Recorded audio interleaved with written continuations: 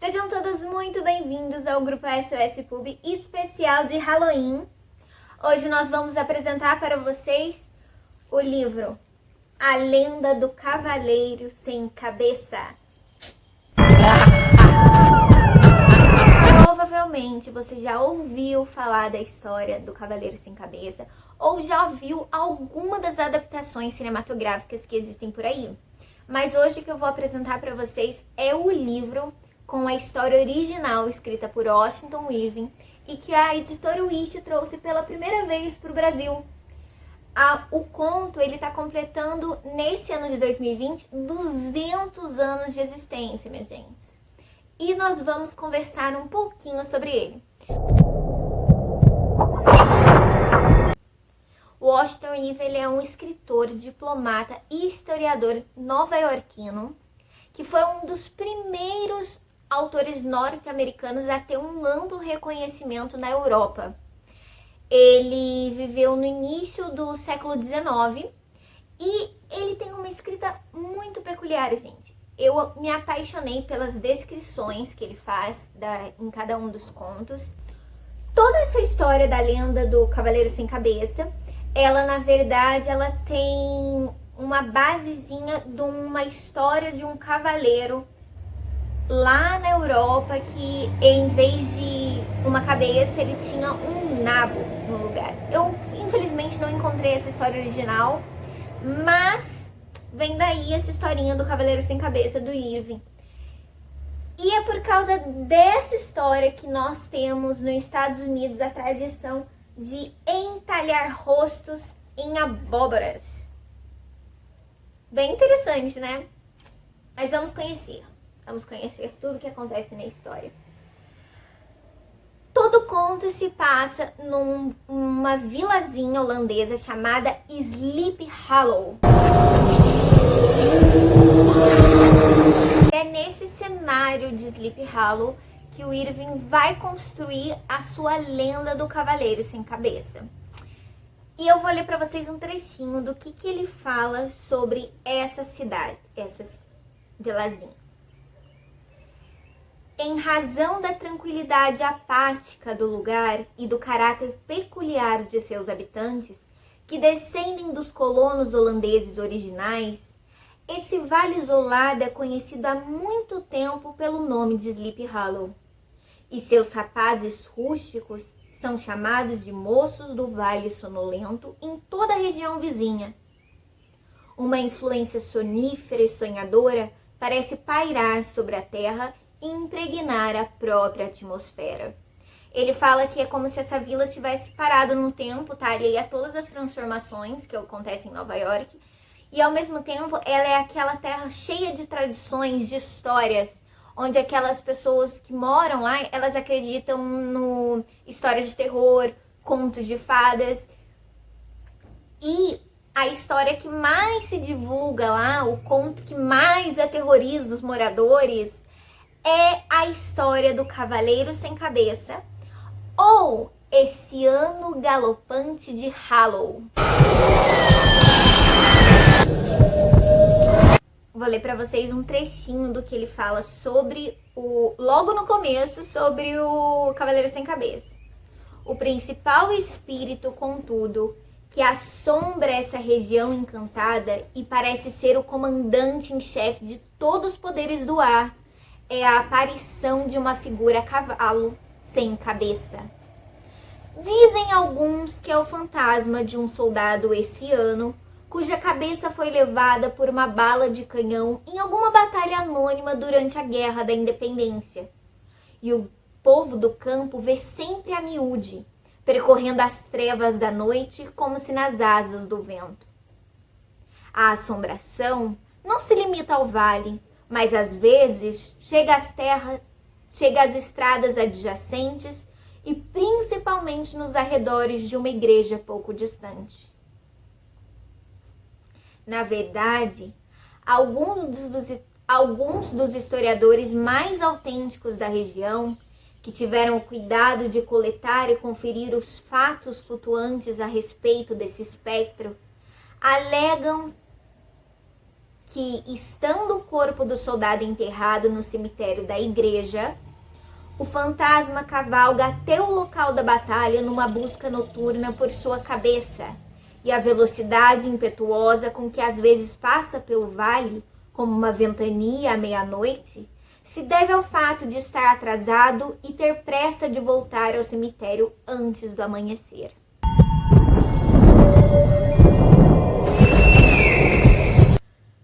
Mas como a gente fica sabendo de toda essa história do conto A Lenda do Cavaleiro Sem Cabeça?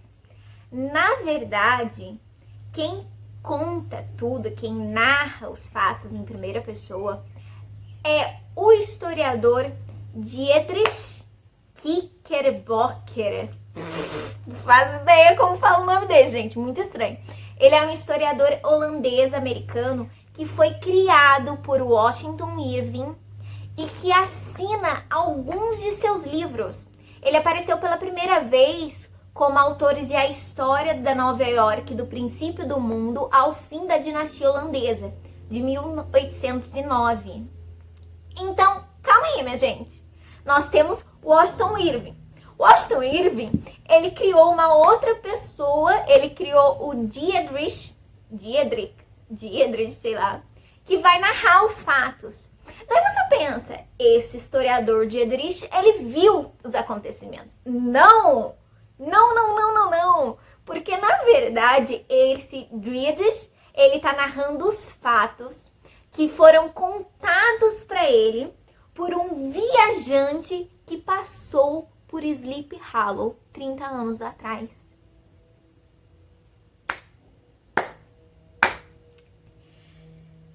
Oh, meu Deus! Para, o cérebro congela aqui, porque você começa assim na história de Irving. Daí você descobre depois que o personagem principal não é o Cavaleiro Sem Cabeça. O personagem principal, que é o que viveu há 30 anos atrás, que é o motivo pelo qual essa história está sendo contada, é um homem chamado Ichabod Crane. Perdoem se eu falar os nomes todos errados, porque não consigo acertar essa pronúncia. Ichabod Crane, ele é um professor, um mestre-escola, como eles falam na vila, e ele vive uma vida semi-itinerante, porque ele vai passando de vila em vila, ele fica durante um tempo indeterminado, mora na casa das pessoas da vila e ensina as crianças.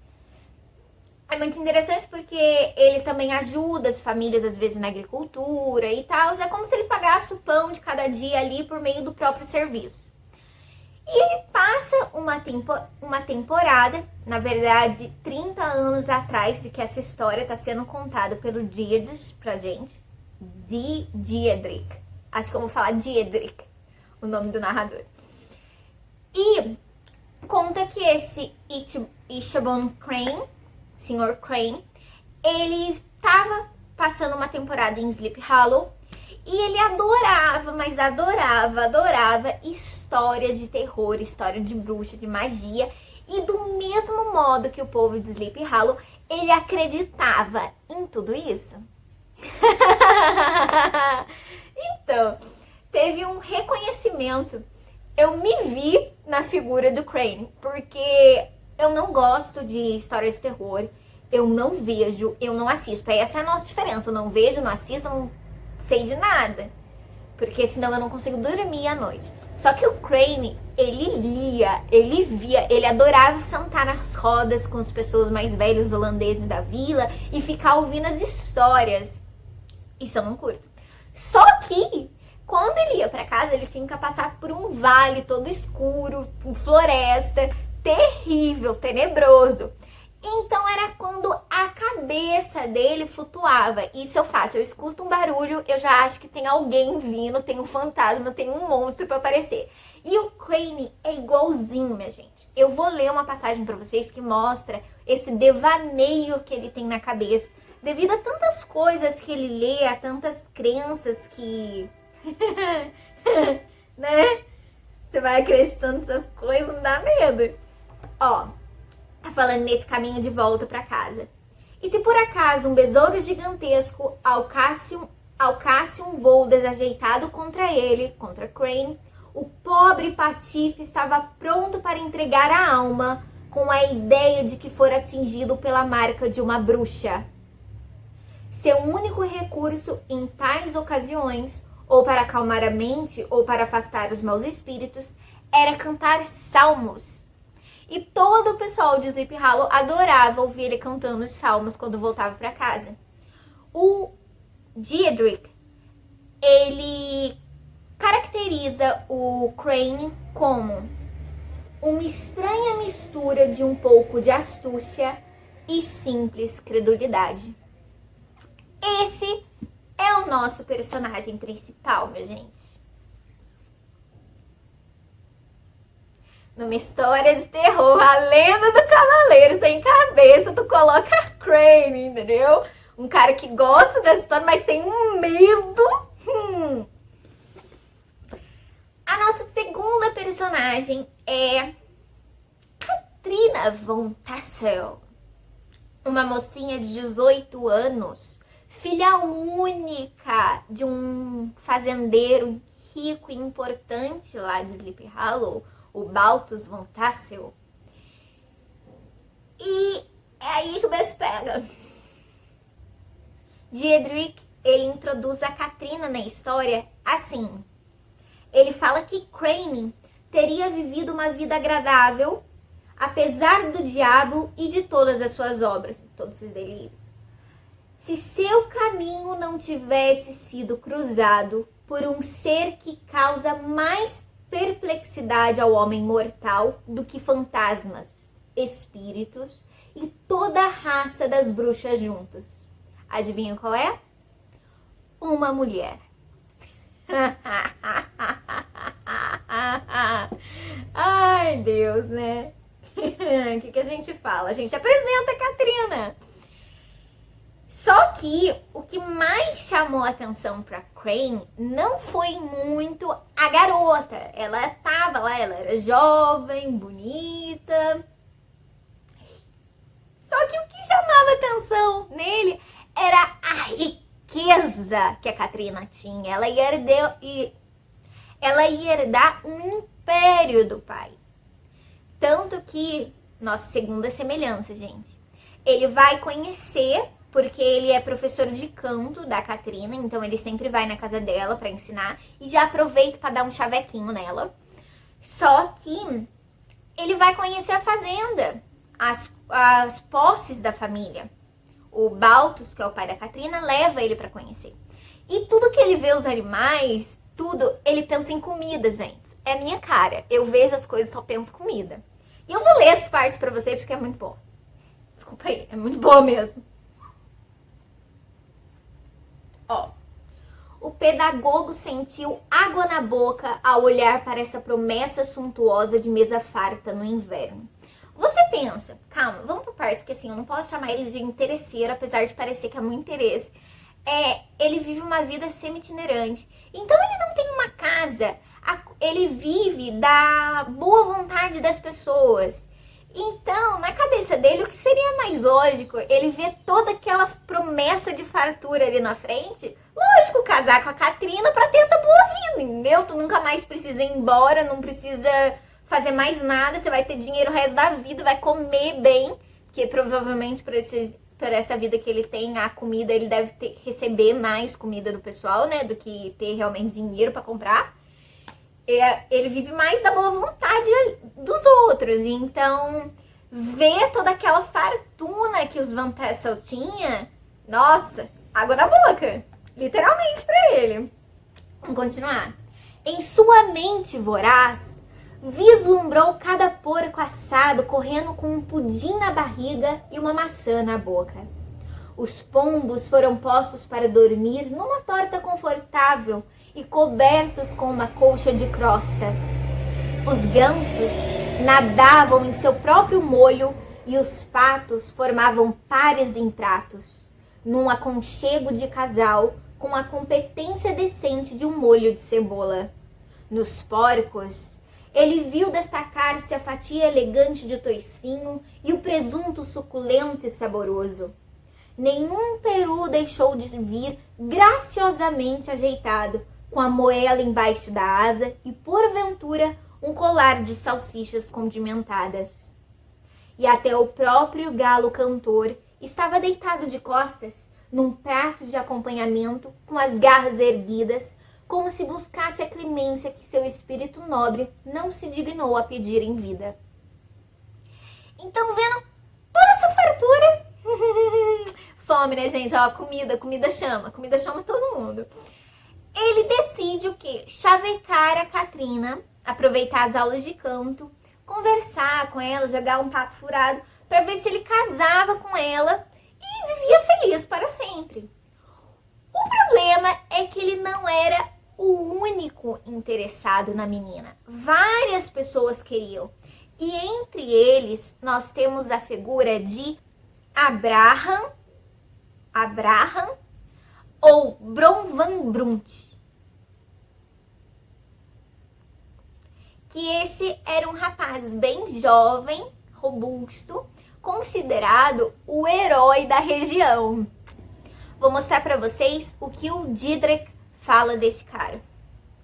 Entre eles, os pretendentes, o mais formidável era um rapaz robusto, ruidoso e fanfarrão de nome Abraham, ou, conforme a alcunha holandesa, Brom van Brunt, o herói da região, que ecoava seus feitos de força e audácia. Então, nós temos aqui, no caso, o cara do pensamento, que seria o professor, o Crane, e nós temos o cara dos músculos, vamos por assim, da força, brincalhão, mais jovem e tal, que é o nosso Brom van Brunt. E ele vivia sempre assim com outros amigos. E a partir do momento que ele percebe que o Crane tá afim da Katrina, ele começa a pregar algumas peças no professor, entendeu? Pra meio já dar aquela, a Katrina é minha. Porque é o que acontece, o professor evita briga física, porque ele sabe que se ele tentar alguma coisa física, ele vai perder pro outro cara. Então, as únicas chances que o Brom tem pra sacanear o professor são por meio de pegadinhas bestas. Só que, principalmente pegadinhas envolvendo os medos que o professor tem. Tem um dia, uma festa na casa dos Van Tassel. E o professor e o Brom são convidados. O professor vai lá tentar jogar um joguinho, cantar a belezinha da Katrina. Ele não sai lá muito, segundo o viajante que contou pro Diederik, ele não sai lá muito feliz. Ele acaba indo embora tarde da noite para passar naquele vilarejo escuro. No cavalinho, um cavalinho tadinho, cavalinho esfarrapado que foi emprestado pelo dono do local em que ele estava morando. E ele volta à noite quando não tem mais ninguém. E quem ele encontra no meio do caminho? O cavaleiro sem cabeça.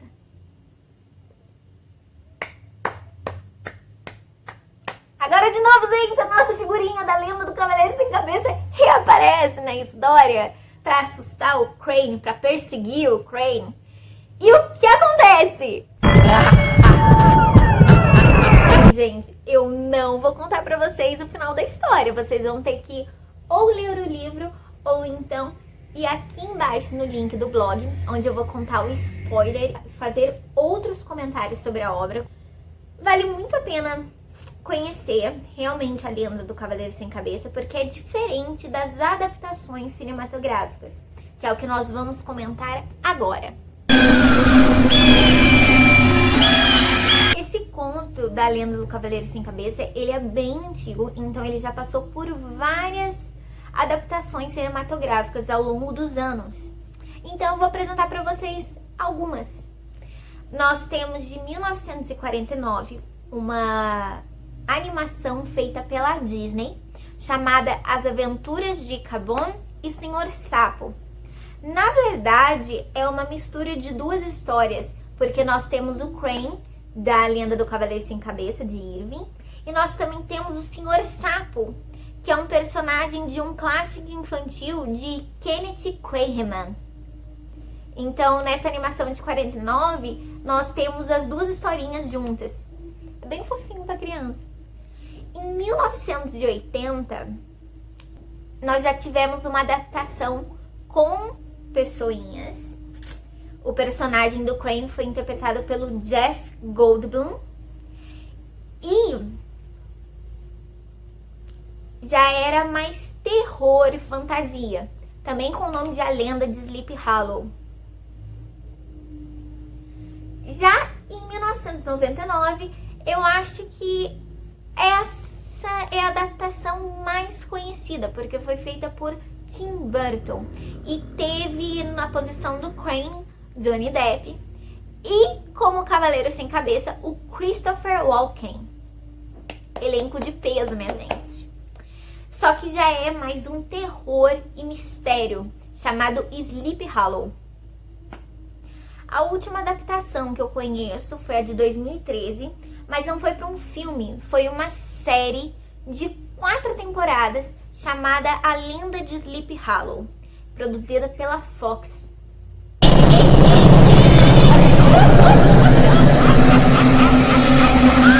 Eu espero que vocês tenham gostado desse nosso especial de Halloween.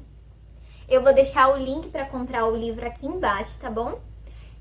Não se esqueçam de se inscrever, curtir e compartilhar com os amigos. Grande beijo, tchau, tchau!